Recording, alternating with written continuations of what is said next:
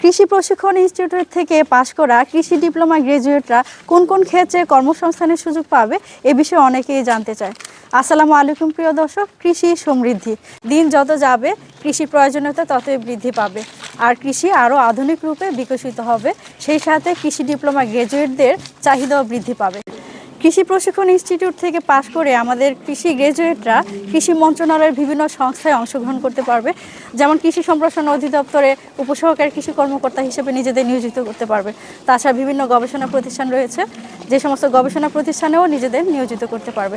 তার মধ্যে রয়েছে ধান গবেষণা প্রতিষ্ঠান, কৃষি গবেষণা প্রতিষ্ঠান, পাট গবেষণা প্রতিষ্ঠান, মশলা গবেষণা প্রতিষ্ঠান ইত্যাদি নানা ধরনের গবেষণা প্রতিষ্ঠান রয়েছে।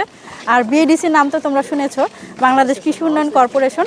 সেই কৃষি উন্নয়ন কর্পোরেশনেও তোমাদের কাজ করার সুযোগ রয়েছে এবং খুব ভালোভাবে তোমরা শিক্ষাক্ষেত্রে যারা যেতে চাও তারা কিন্তু শিক্ষা মন্ত্রণালয়ের বিভিন্ন সরকারি বা বেসরকারি যে মাধ্যমিক বিদ্যালয়গুলো আছে, মাদ্রাসাগুলো আছে, সেই মাদ্রাসাও তোমরা নিজেদেরকে নিয়োজিত করতে পারবা।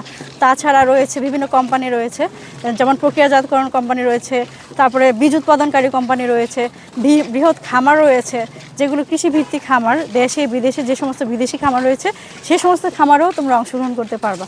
তাছাড়াও বিভিন্ন উদ্যোক্তা হিসেবে নিজেদেরকে দাঁড় করাতে পারবা।